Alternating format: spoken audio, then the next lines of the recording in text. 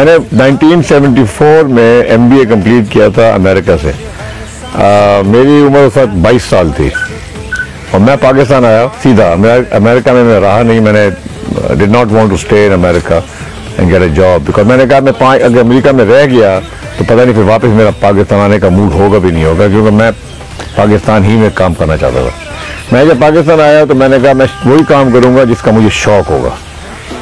तो मैंने सबसे पहले पंजाब यूनिवर्सिटी में नौकरी की और मैं लेक्चरर था और 705 रुपये तनख्वाह मुझे मिलती थी। और 1 साल मैंने डिपार्टमेंट ऑफ पब्लिक एडमिनिस्ट्रेशन में पढ़ाया। और जब मैंने पढ़ाना शुरू किया तो मेरे लिए मुझे पता लगा कि ये एक नेचुरल चीज़ है। मुझे शौक़ था यंग लोगों के साथ इंटरेक्शन में, मुझे बड़ा मज़ा आता था और बहुत अच्छा बात गुजारा मैं 1 साल वहाँ। उसके बाद मैंने ग्रीनलैंड बैंक में नौकरी की 3 साल। और नौकरी क्यों की? क्योंकि बड़ा मेरे पे प्रेशर था। मेरे फैमिली, मेरे वालिद साहब कहते थे ये प्रोफेसर ही छोड़ो, इसमें कोई फ्यूचर नहीं है। तो मैंने फिर उनकी बात मानते हुए मैंने ग्रीनलैंड बैंक में नौकरी की। कॉर्पोरेट बैंकिंग डिवीजन में मैं काम करता था, बहुत अच्छा तजुर्बा था। और चाहे जिन लोगों किसी को नौकरी की ज़रूरत हो या ना हो, मैं रिकमेंड करूँगा कि हर आदमी को नौकरी करनी चाहिए। नौकरी से आदमी बहुत कुछ सीखता है। आपके बॉस होते हैं, एक ऑर्गेनाइजेशन होती है, एक सिस्टम होता है और बहुत ज़्यादा लर्निंग होती है ये काम करने में। फिर मैंने कोई 3 साल वहाँ पे ग्रीनलैंड बैंक में नौकरी करने के बाद एक दिन मैं निकला, मैं बेसमेंट में काम करता था और रोज़ शाम को मैं बाहर निकलता था, अंधेरा होता था। तो कुछ दिन कोई गुजरते गए तो मैंने कहा ये मेरी ज़िंदगी नहीं हो सकती कि मैं सुबह जाऊँ बेसमेंट के अंदर और रात को काम करके निकलूँ अंधेरा हो। तो मैंने फौरी तौर पर एक आदमी मेरे दोस्त थे, उसे मैंने मशवरा किया और मैंने सुबह उठ के रेजिग्नेशन दे दी और फिर मैं आ गया मुल्तान छोड़ छाड़ के। हालांकि मैंने MBA किया था और ये शायद 1978 था। मैंने मुल्तान आया, मेरे वालिद साहब का एक छोटा सा यहाँ पे फार्म था लोधरा में, वहाँ पे आके मैंने काम करना शुरू किया। और मैंने वालिद साहब को आके कहा जी जब मैंने उनको कहा कि मैंने काश्तकारी करनी है, ज़राअत करनी है, तो सबसे पहले उन्होंने पूछा कि बेटा तुम्हारी बैंक में किसी से लड़ाई हो गई जो बैंक छोड़ के इतनी अच्छी नौकरी छोड़ के चाह रहे हो?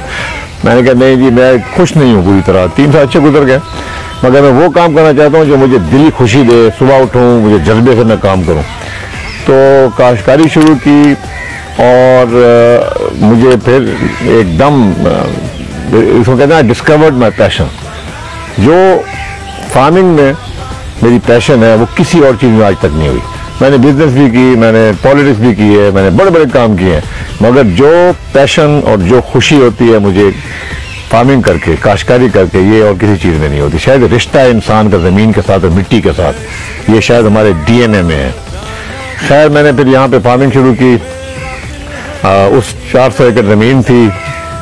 2-3 साल 4 साल के बाद ही मुझे पता लगा कि मेरी जो ज़मीन थी उससे 2 किलोमीटर के दूर एक बंजर ज़मीन पड़ी हुई थी, बंजर। और फिर वो बंजर ज़मीन जो थी वो फॉरेस्ट डिपार्टमेंट की थी। फॉरेस्ट डिपार्टमेंट ने वो दे दी फ़ौज को, और फ़ौज ने जो उनका तरीक़ाकार है, जो जिन लोगों को मेडल मिलते हैं उनके साथ ज़मीनें भी देते हैं, उन्होंने आधा मुरब्बा यानी 12.5 एकड़ 25 एकड़ करके वो फौजी जो शहीद थे उनको दी, जो और लोग जिन्होंने मेडल लिए हुए थे उनको ज़मीन सब अलॉट हो गई। अब वो ज़मीन जब लेने आए यहाँ पे लोग, तो यहाँ पे बंजर ज़मीन थी। जो पानी था ज़मीन के नीचे वो खारा पानी था, सैलाइन वाटर था, उस काश के लिए इस्तेमाल नहीं हो सकता था। और नहर सिर्फ 6 महीने की थी। यहाँ पे टीले थे, रेत के बड़े बड़े, यहाँ पे बड़े बड़े कांटेदार दरख्त थे जिनको हम लोकल जुबान में अंग्रेजी कीकर कहते हैं। तो ये यहाँ पे समा था। उन लोगों ने जब आके देखी ज़मीन, मैं साथ बैठा हुआ था, मैंने उन लोगों से ज़मीन खरीदनी शुरू की। बहुत ही सस्ती ज़मीन मिली क्योंकि बंजर थी। और मुझे 20 साल में आहिस्ता आहिस्ता कर करके मैंने ये ज़मीन यहाँ पे सारी खरीदी और फिर उसके ऊपर मैंने मेहनत करके ये ज़मीन आबाद की। और पूरी ज़मीन कीले साफ इसको लेवल किए। अभी भी बड़े बड़े नमक के पैचेज हैं, सॉल्ट के पैचेज हैं जहाँ पे अभी भी कुछ नहीं होता, मगर अल्लाह ताला ने बहुत करम किया। मैंने बड़ी मेहनत की यहाँ पे। मैं ये आपको मैं बता दूँ कि जब मैं यहाँ फार्मिंग करने आया था तो यहाँ पे सड़क भी पक्की नहीं थी और यहाँ पे बिजली भी नहीं थी। और एक छोटा सा हमारा 2 बेडरूम का घर था जिसमें मैंने 20 साल गुजारे। और बड़ी खुशी से गुजारे। कभी मुझे ये फीलिंग नहीं हुई कि मेरे साथ कोई ज्यादती हो रही है। मैं खुश था।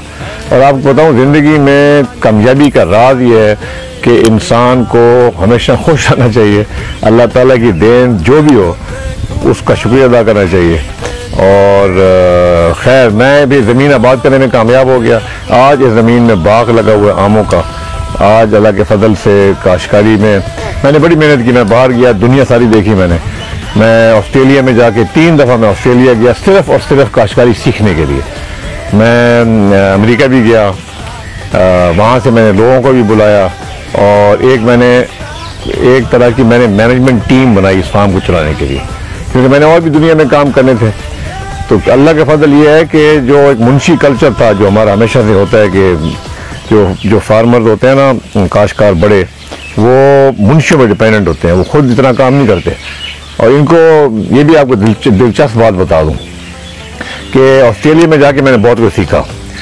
वो लोग मेहनती लोग हैं, वहाँ पे कोई सब्सिडी नहीं होती एग्रीकल्चर में, तो उनको कामयाब होना पड़ता है खुद मेहनत करके। तो जब मेरे पास वो यहाँ पे लोग आए गोरे, तो वो मेरे बाकी दोस्त और अहबाब को देखते थे तो कहते थे ये तुम्हारे सारे विंडशील्ड फार्मर हैं। विंडशील्ड फार्मर का मतलब ये है कि ये अपनी फार्म को गाड़ी की विंडशील्ड में से देखते हैं, बस, इससे ज़्यादा नहीं देखते। तो जब तक आपको मेहनत ना करें, फील्ड में खुद ना घुसें, खुद काम ना करें, एक एक दरख्त के बारे में आपको पता होना चाहिए कि ये दरख्त कर क्या रहा है और किस तरह से पैदावार आ रही है। तो ये सारे काम थे। मैंने कम से कम 10 साल शुरू में सिर्फ ज़राअत ही की और यही मेरा पैशन था। और अल्लाह ताला ने बहुत बरकत डाली और कामयाब किया और मैं I am very grateful to God.